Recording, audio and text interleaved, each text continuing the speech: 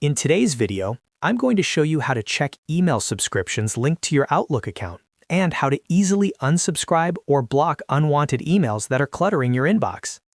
If you've ever wondered why you keep getting promotional emails, newsletters, or alerts you don't remember signing up for, this guide is exactly what you need. This works whether you're using Outlook on the web or the Outlook app, and it only takes a few minutes to clean things up.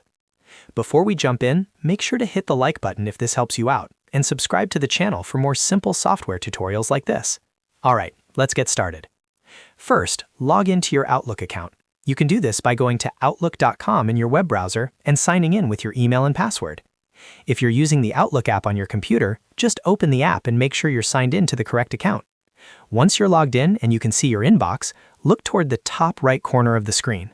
Here you'll see the settings icon, which looks like a small gear. Go ahead and click on that. A quick settings panel will open, but we don't want to stop here. Scroll down within this panel and click on the option that says View All Outlook Settings.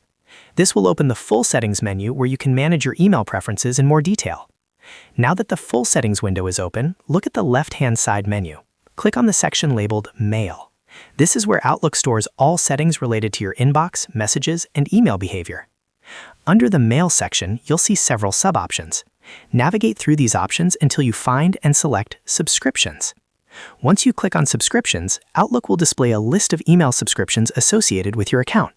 This includes newsletters, promotional emails, and recurring messages from services you've interacted with. Take a moment to scroll through the list and review each subscription carefully. You may be surprised how many services are sending you emails regularly.